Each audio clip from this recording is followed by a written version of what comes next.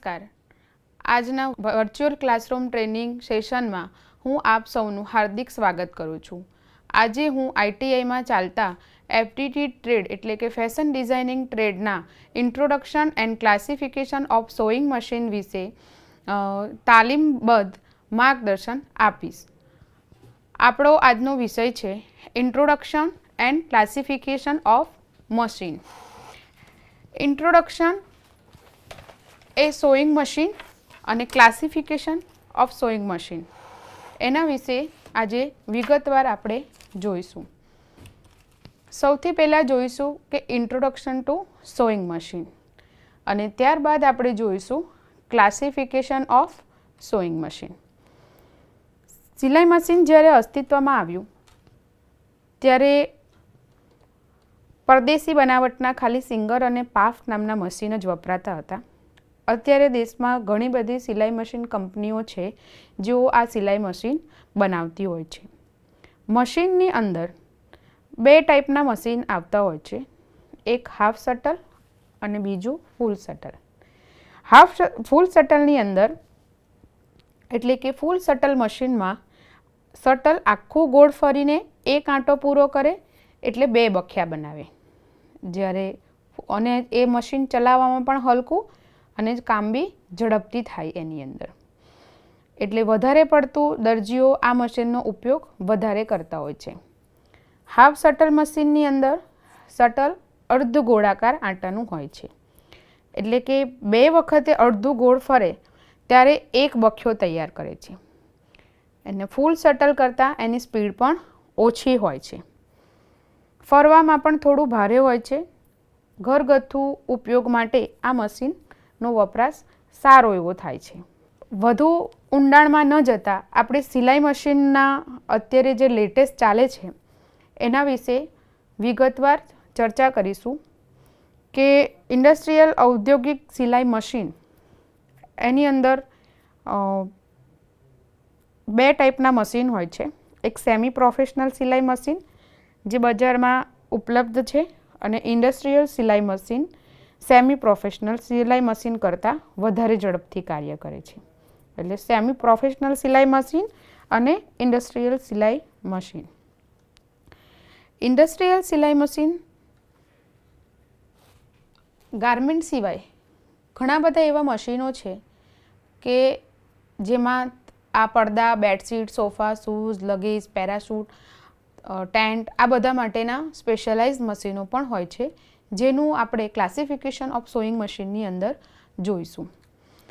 આ મશીનની અંદર ઇન્ડસ્ટ્રીયલ સિલાઈ મશીન એક હાઈ સ્પીડ મશીન છે. આખા આંટાના ફૂલ શટલ મશીનની જેમ જ કામ કરે છે.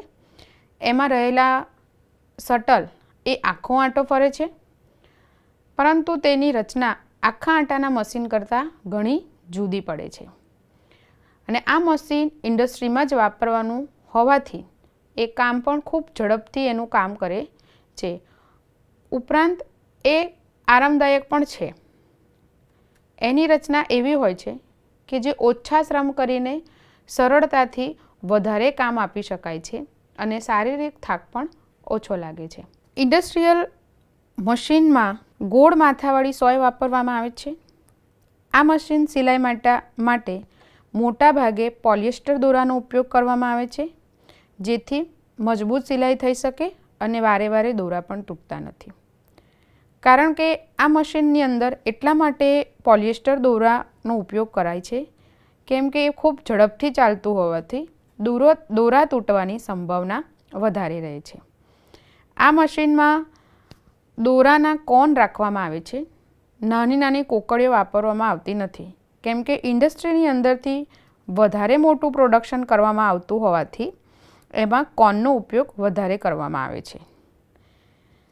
ઇન્ડસ્ટ્રીયલ મશીનના નામ, એમાં વપરાતી સોયની સંખ્યા અને એમાં થતી સિલાઈ ઉપરથી રાખવામાં આવતા હોય છે. એટલે કે મશીનના નામ એની જે વપરાશની સોય હોય કે જે આપણે વર્ગીકરણની અંદર જોઈશું કે એમાં કેટલી નીડલ હોય છે એ પ્રમાણે એના નામ અને સિલાઈના નામ રાખવામાં આવતા હોય છે. ફોર એક્ઝામ્પલ આપણે જોઈએ કે કે જેમ કે 2 needle 5 thread overlock machine, 1 needle 2 thread lock stitch machine વગેરે જેવા. આ મશીનમાં ઓઇલિંગ કરવા માટે મશીનની નીચે એક ઓઇલ ટેન્ક આવેલું હોય છે. જ્યારે મશીન ફેરવવામાં આવે છે ત્યારે તેમાં ઓટોમેટિક ઓઇલિંગ થતું જાય છે. આ ઓઇલ ટેન્કની ઓઇલ ભરવાની કેપેસિટી લગભગ 2 થી 2.5 લીટર જેટલી હોય છે અને અત્યારે બજારમાં એવા મશીન પણ ઉપલબ્ધ છે કે જેમાં 5 વર્ષ સુધી ઓઇલિંગ કરવું પડતું નથી, જેના કારણે સમયની પણ બચત થતી હોય છે. સૌથી પહેલાં આપણે જોઈએ સિંગલ નીડલ લોક સ્ટિચ મશીન.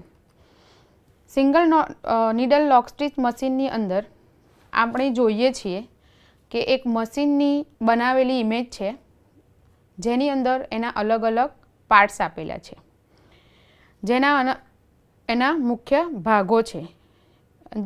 એના વિશે આપણે પરિચય આપીશું. તો સિલાઈ મશીનની અંદર ઇમેજમાં બી તમે જોઈ શકો છો ટેન્શન નટ, ટેન્શન ચક્ર, bobbin case, bobbin, thread guide, thread take up lever, needle, pressure foot, needle plate, throat plate, cover plate, needle bar, pressure bar, stitch regulator, bobbin winder, hand, back tack lever, stitch dial, needle, needle screw, face plate, shuttle, connecting rod, eyelet, આ બધા જેવા parts બતાવેલા છે જે મશીનની ઉપર આપણે ઇમેજની અંદર બતાવેલા છે. આપણે સિંગલ નીડલ લોક સ્ટિચ મશીન વિશે વિગતવાર એના પાર્ટ વિશે પણ જોઈશું કે તેનું કામ શું હોય છે. સૌથી પહેલાં કે એક ફૂટ પેડલ. ફૂટ પેડલનો મતલબ કે ફૂટ પેડલનું કામ પ્રેશર આપીને જરૂર પૂરતું જોઈતું પ્રેશર આપીને મશીનને ચલાવવામાં આવે છે. એટલે એના ઉપર જ્યારે પ્રેશર આપીએ ત્યારે જ મશીનની કાર્યપ્રણાલી ચાલુ થતી હોય છે. પાવર કોડ એન્ડ સ્વિચ એટલે એની અંદર પાવરની ઓન ઓફ સ્વિચ આપેલી હોય છે અને એના કોડ આપેલા હોય છે, એ પ્રમાણે તેનું સોકેટને સેટ કરવાનું હોય છે. ત્રીજો છે હેન્ડ વ્હીલ. જ્યારે મશીનને ફેરવવામાં આવે છે ત્યારે એની બાજુ જમણી સાઈડ ઉપર એક વ્હીલ આપેલું હોય છે જેને આપણે બંધ કરવું, કપડાં સીવતી વખતે જ્યારે આપણે બંધ કરવું હોય છે ત્યારે તેને હાથથી રોકી શકાય છે, એટલે એને હેન્ડ વ્હીલ કહે છે અને જેને જમણી બાજુ દોરીથી એની ઉપર દોરી ચડાવેલી હોય છે. Reverse liver. રિવર્સ લીવર એટલે જ્યારે ટાંકાને આગળ પાછળ કરીને એટલે કે બેક ટેક લેવું હોય કે ટાંકો આગળ અને પાછળ રિવર્સ કરવો હોય એટલે કે પાક્કી સિલાઈ કરવી હોય એના માટે રિવર્સ લીવર વાપરવામાં આવતું હોય છે. સ્પૂલ પિન અને એનું હોલ્ડર. સ્પૂલ પિન એ મશીન ઉપર બે ઊભા સળિયા હોય છે જેનો શેપ ક્યારેક યુ આકારનો પણ હોય છે, જેને સ્પૂલ પિન કહેવામાં આવતી હોય છે. આ સળિયા ઘણીવાર ઊંધા યુ આકારમાં પણ જોવા મળે છે અને તેમાં દોરાની રીલ ગોઠવવામાં આવે છે. સ્પીડ પિનનો ઉપયોગ દોરાને કોકડીને કે કોનને ગોઠવવા માટેનો ઉપયોગ થતો હોય છે. પછી છે બોબિન વાઇન્ડર 6 નંબર. બોબિન વાઇન્ડર એ પણ બોબિનનો દોરો ભરાવવા માટે ઉપયોગ લેવામાં આવે છે. બોબિન વાઇન્ડરમાં બોબિન ફિટ થઈ જાય તેવો ખાંચો હોય છે. તેની બાજુમાં જ બોબિન જેવો આકાર ધરાવતો પ્લાસ્ટિકનો પાર્ટ અથવા તો જાડો સળિયો હોય છે જેને બેલેન્સ વ્હીલ સાથે અડાડીને મશીન ફેરવવાથી તે ફરે છે ને તેની સાથે બોબિન પણ ફરે છે અને બોબિન દોરામાં વીંટળાઈ જાય છે. બોબિન વાઇન્ડર મશીનમાં જમણી બાજુ બેલેન્સ વ્હીલ પાસે ફિટ કરેલું હોય છે. બજારમાં બોબિન વાઇન્ડર છૂટું પણ મળે છે. Stitch length. સ્ટીચ લેન્થ લોક સ્ટિચ મશીનની અંદર એના ટાંકા સેટ કરવાના હોય છે કે કેટલી સ્ટીચની લંબાઈ તમારે લેવી છે. એક સાઈડ એક્ઝામ્પલમાં જોઈએ કે એક સાઈડની સિલાઈમાં 500 સ્ટીચીસ લેવા હોય તો બીજી સાઈડ બી 500 સ્ટીચીસની લેન્થ આવે એ રીતે એનું સ્ટીચ લેન્થ સેટ કરવામાં એવી રીતે સ્ટીચ લેન્થ સેટ કરવાની હોય છે, સ્ટીચીસ સેટ કરવાના હોય છે, જેનું ડાયલ બાજુમાં આપેલું છે. Tension disc. ટેન્શન ડિસ્કને ટેન્શન ચક્ર પણ કહેવામાં આવે છે. ઇમેજની અંદર thread guide, check spring, tension disc, slack thread regular જેવું માર્ગદર્શન આપેલું છે, જેના પાર્ટ્સને શું કહેવાય એ પ્રમાણે તેને સ્પેસિફાઈ કરેલું છે. મશીનની ડાબી બાજુની જે જગ્યા હોય છે ત્યાં ટેન્શન આવેલું હોય છે. મશીનની ઇમેજમાં પણ જોઈ શકો છો, એરોમાં બતાવેલું છે. તેમાં 2 ગોળ પ્લેટ સાથે એક મંજીરાની પોઝિશન હોય ને, મંજીરા એ રીતે રાખેલી હોય છે. તેમાં આગળ થોડી સ્પ્રિંગ રાખીને ડિસ્કને ટેન્શન સ્ક્રૂ વડે જોડેલી હોય છે.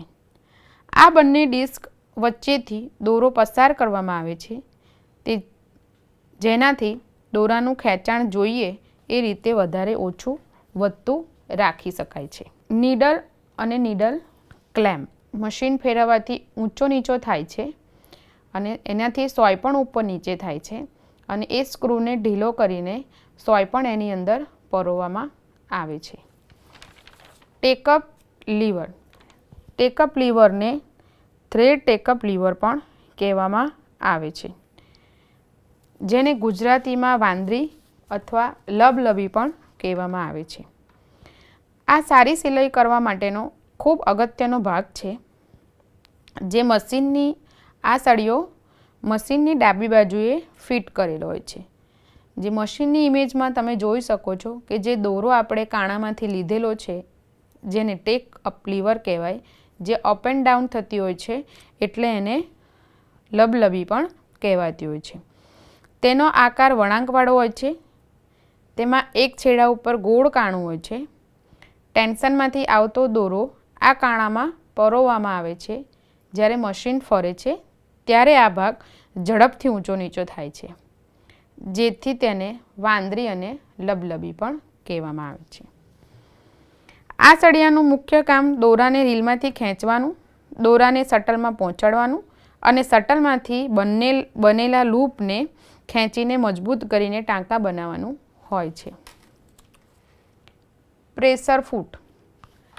પ્રેશર ફૂટની પણ ઇમેજમાં તમે જોઈ શકો છો, જેનો શેપ પંજા જેવો હોય છે અને અલગ અલગ શેપમાં પણ પ્રેશર ફૂટ બનેલા હોય છે અને આવતા હોય છે. પ્રેશર બારમાં નીચેના સળિયા ઉપર પ્રેશર ફૂટ બેસાડેલું હોય છે, જે દાંતીની બરાબર ઉપર હોય છે.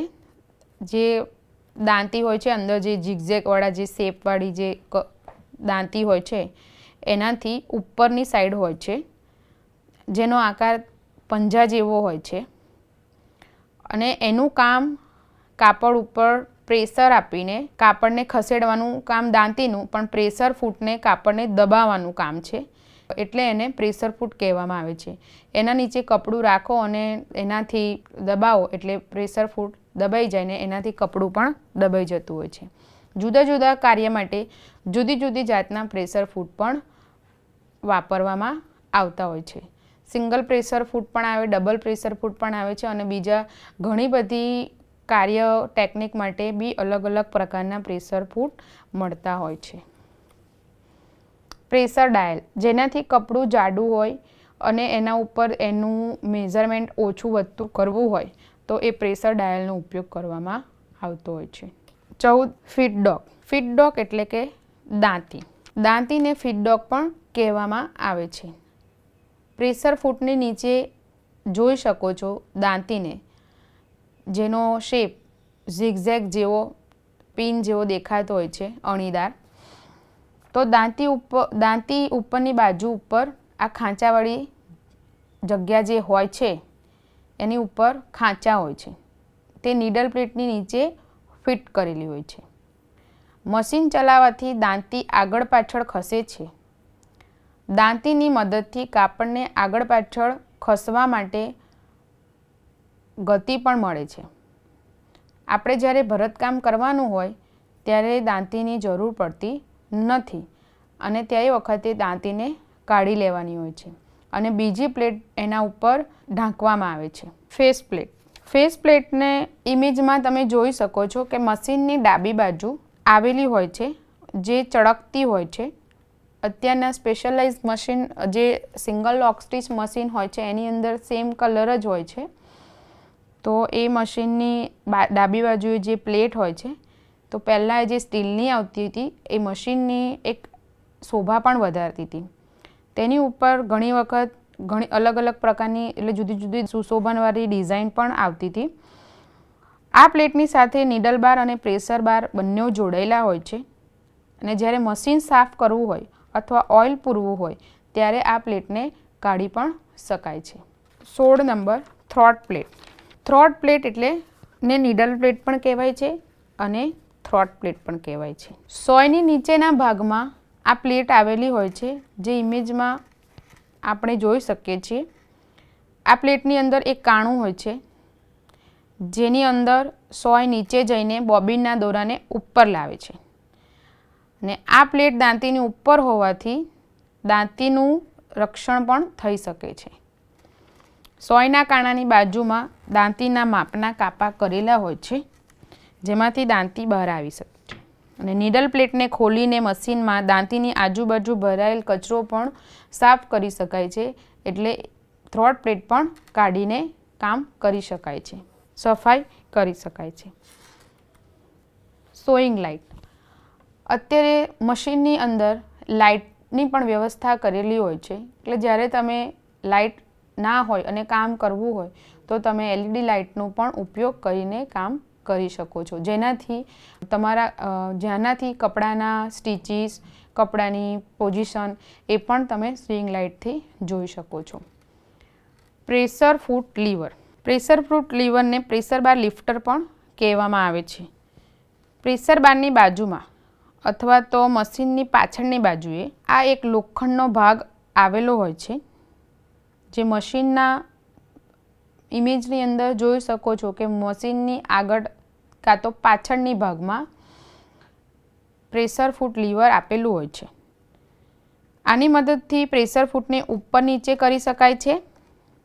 પ્રેશર બાર ઉપર નીચે થવાથી પ્રેશર ફૂટ ઉપર નીચે થાય છે. કાપડ ઉપરનું દબાણ ઓછું થાય છે એટલે કે દૂર બી થાય છે અને કાપડને સહેલાઈથી બહાર કાઢી શકાય છે. સિલાઈ કામ કરવું હોય ત્યારે પ્રેશર બારને નીચે કરવામાં આવે છે એટલે કપડું દબાઈ જાય છે. કપડાને જે પોઝિશનમાં આપણે રાખવું હોય છે એ પોઝિશનમાં કપડું દબાણમાં આવે છે જેથી પ્રેશર ફૂટ નીચે આવે અને કપડા ઉપર દબાણ આપે. ને સિલાઈ જ્યારે ના કરવી હોય ત્યારે પ્રેશર બાર લિફ્ટરને એટલે કે પ્રેશર ફૂટને ઉપર રાખી લેવું. Thread cutter.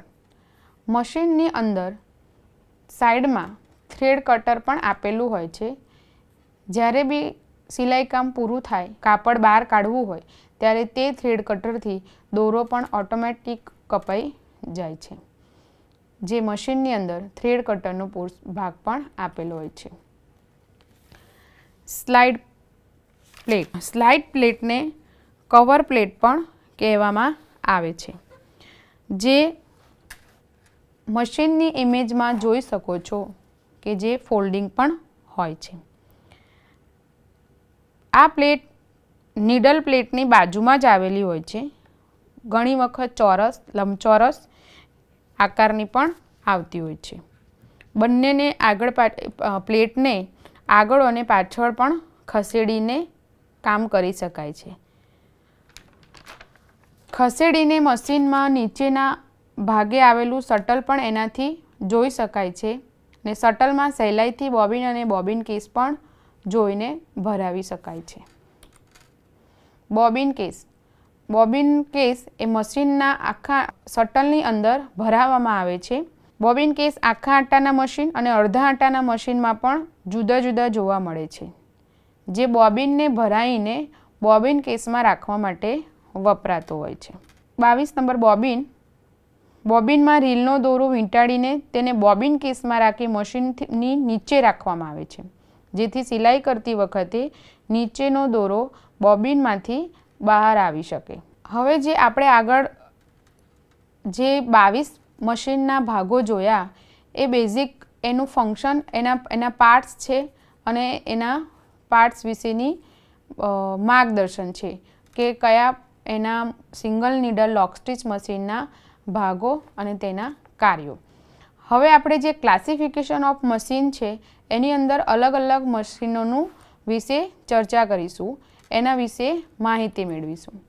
તો સેકન્ડમાં double needle flat bed lock stitch machine. Double needle flat lock machine, આ મશીનની અંદર 2 સોય અને 2 બોબિન કેસ આપેલા હોય છે, જેથી તેની બંને સિલાઈઓ સરખી રીતે સીધી અને સમાંતર તૈયાર થતી હોય છે. બંને નીડલની લાંબી ઘીસી સામ સામે રહે એ રીતે નીડલ ફિટ કરવામાં આવે છે અને મશીન બેડ નીચે આપેલા બોબિન કેસમાં બોબિન ફિટ કરવામાં આવે છે.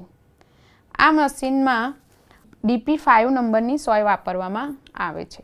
આ મશીન નીડલ ફિટ મિકેનિઝમ ધરાવતી હોય છે, જેના કારણે કાપડ આગળ ખસતી વખતે ફીડ ડોકની સાથે નીડલ પણ આગળ પાછળ થાય છે અને કપડાના પડ સરકી નથી જતા.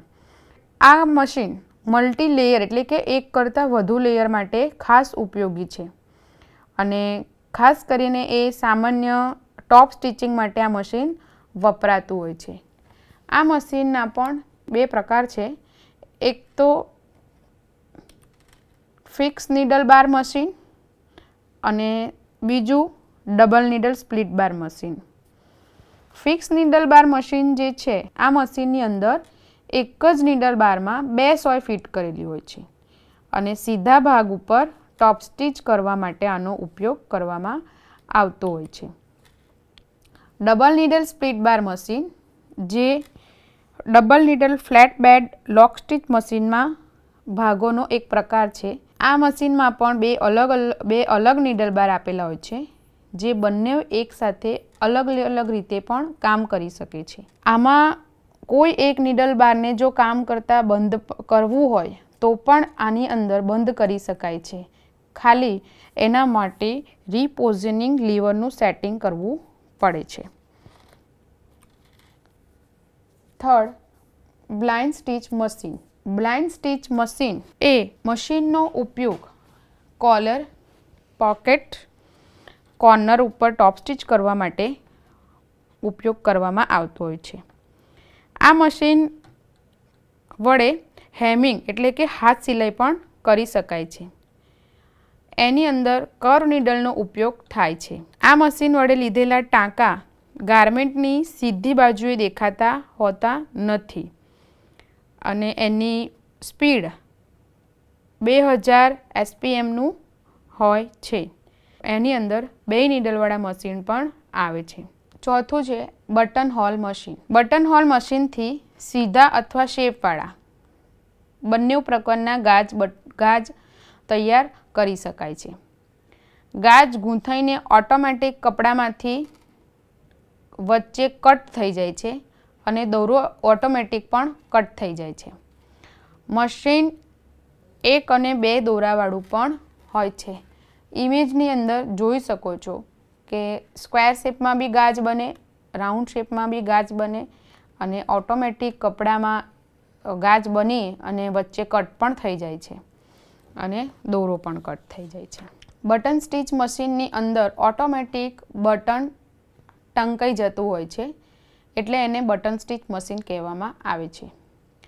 જે 2 અને 4 કાણાવાળા અને જુદી જુદી સાઇઝના બટન એની અંદર ટાંકી શકાય છે.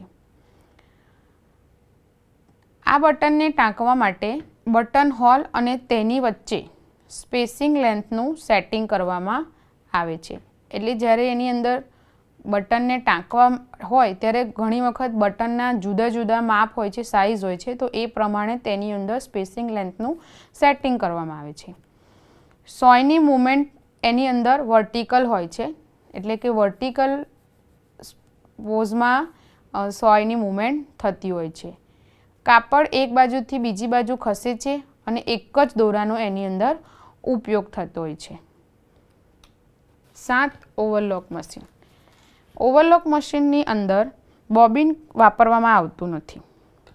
એમાં કપડાની ધાર પર ઓવરલોક કરવામાં આવે છે અને પ્રેશર ફૂટની બાજુમાં એક ચાકી આવે છે જેના દ્વારા કાપડ ઓટોમેટિક સરખી રીતે કપાઈને ચોક્કસ ધાર ઉપર ઓવરલોક કરી શકાય છે. 2, 3 અને 5 થ્રેડનું ઓવરલોક મશીન પણ આવે છે, એટલે કે 2 થ્રેડ, 5 થ્રેડ અને 3 થ્રેડ ઓવરલોક મશીન, જેની ઇમેજો પણ તમે ડાયરેક્ટ નેટ પરથી જોઈ શકો છો. 7. Zigzag machine. ઝેડ આકારની ઝિગઝેગ સિલાઈ થાય છે એટલે એને ઝિગઝેગ મશીન કહેવામાં આવે છે.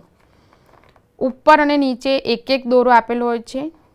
ટાંકાની લંબાઈ અને પહોળાઈ વધઘટ કરી શકાય છે. સુશોભન સાડીમાં પણ ફોલ માટે ઉપયોગ કરી શકાય છે. હેમર ફૂટ લગાવીને એની અંદર સાડી કે રૂમાલના છેડા કે ઇન્ટરલોક પણ કરી શકાય છે અને એની અંદર ડબલ નીડલ પણ ઉપયોગ કરી શકાય છે. બારટેક મશીન. બારટેક મશીનના થોડા ભાગમાં ઉપરા ઉપરી 2-3 સિલાઈ થઈને તેના ઉપર આડી ઘીંચ એટલે એકદમ ભરચક જે ઝિગઝેગ સિલાઈ એના ઉપર થાય છે એટલે એને બારટેક મશીન કહેવામાં આવે છે. જેની ઉપર ઉપરા ઉપરી 2-3 સિલાઈ થાય અને એકદમ ભરચક ઘેરદાર ભરાવદાર સિલાઈ થાય અને એની ઉપર જેનો એકદમ દેખાવ ઝિગઝેગ જેવો થાય એવી એની ઉપર સિલાઈ થાય છે.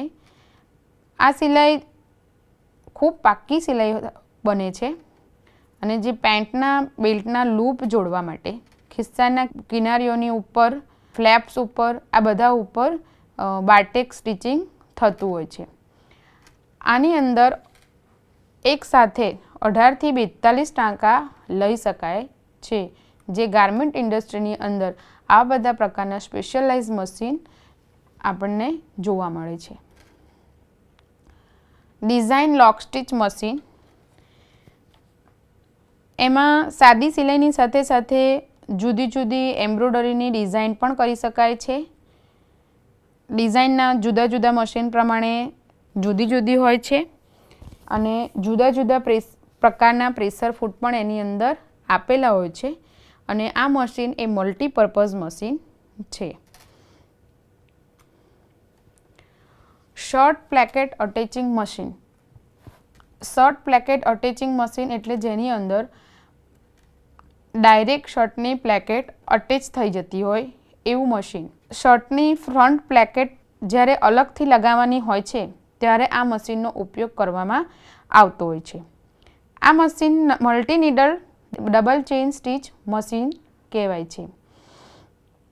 એટલે કે આ machine multi needle double chain stitch machine છે, જેમાં એક જ નીડલ ક્લેમ્પ પર 4 સોય લગાવવામાં આવે છે, જેની એક સાથે 4 સિલાઈ એક સાથે આવે છે. નીચે લૂપર હોવાથી ઊંધી બાજુ ચેઇન સ્ટીચ બને છે, એટલે સાંકળી જેવી સિલાઈ તૈયાર થાય છે. આ મશીનમાં સાથે પ્લેકેટ ફોલ્ડરનો પણ ઉપયોગ કરવામાં આવે છે ને સોયનો એનો નંબર છે TV5 14 થી 18 નંબરની સોય વપરાય છે. 11મું machine feed of the arm machine, એટલે કે એને સાઈડ મૂંઢાનું પણ મશીન કહેવામાં આવે છે. આ મશીનનો ઉપયોગ શર્ટની સાઈડ સિલાઈ અને અંડર આર્મ એટલે કે આર્મ હોલની સાઈડની સિલાઈ કરવા માટે એનો ઉપયોગ કરવામાં આવે છે.